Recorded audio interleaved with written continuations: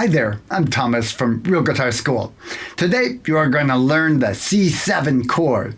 I'm going to show you the bread and butter version that you'll probably use from now until forever, and also a kind of a fun one that you might want to experiment with and throw in from time to time. Let's do this.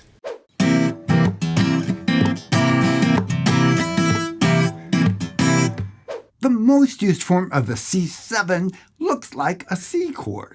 So we're going to start out with a basic open position, traditional folk style C chord. That was a mouthful, I know. Where was I? Oh, yes. Now we have the C chord.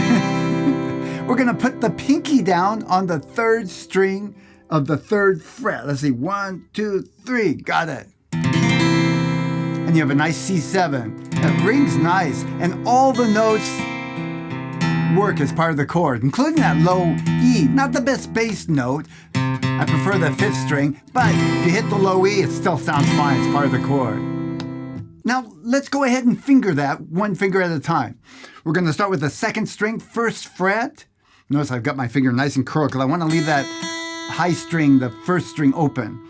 2nd finger goes over, skip a string, onto the 4th string, 2nd fret, and the 3rd finger, 3rd fret on the 5th string. And again, I'm letting that E string ring. It wouldn't matter if you deaden it really, but I want a nice full sound.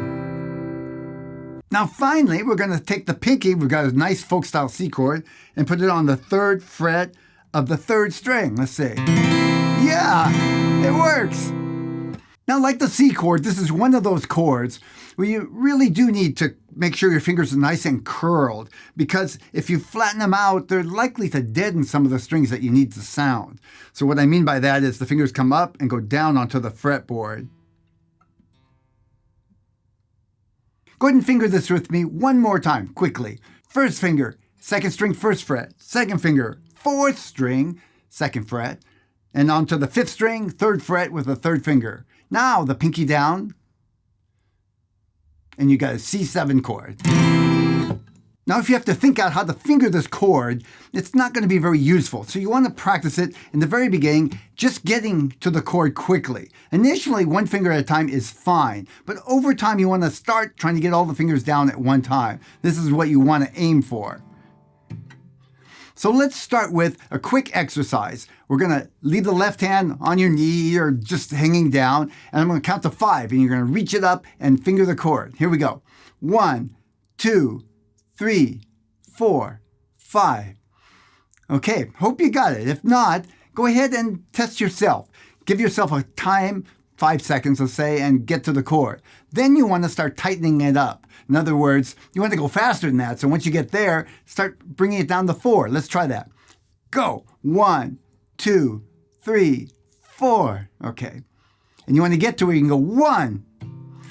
It's a process. Take it slow, keep at it, expect it to take a little bit of time. I know one of the problems I had in the beginning is I'd try it half a dozen times and I couldn't get it, and I thought, oh, maybe I'll never get it. No, really, everybody needs to do it a little each day, maybe for weeks, to really get it good. You don't have to get it perfect to use it in a song, but you want to get to where you can fairly well finger it. Do that with every chord, and you'll have a lot more fun playing guitar. I want to show you quickly one more version of the C7 chord that I like to throw in once in a while. It's not too hard. We're going to bar on the 5th fret with my 1st finger across 4 strings. Now, I know a bar sounds scary, and if you're working on bar chords, this is a great exercise to kind of move forward with that. If you're not ready for bars yet, you can just ignore this and practice the first form I showed you.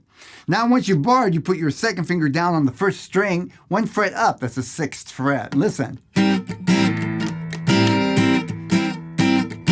It's kind of a high-pitched C7 that you can throw in once in a while.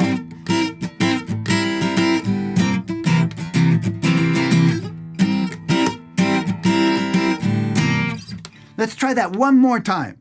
Bar across the 5th fret, and when I say that, not on the fret, just behind it, up to the 4th string. You don't have to worry about the 5th or 6th, which makes it a little easier. To make good contact with the strings, you might need to take this thumb and move it down a little bit so you can put more leverage down this way. Now put your 2nd finger down on the 6th fret of the 1st string. That's the note we're after. A C7. Shake it out.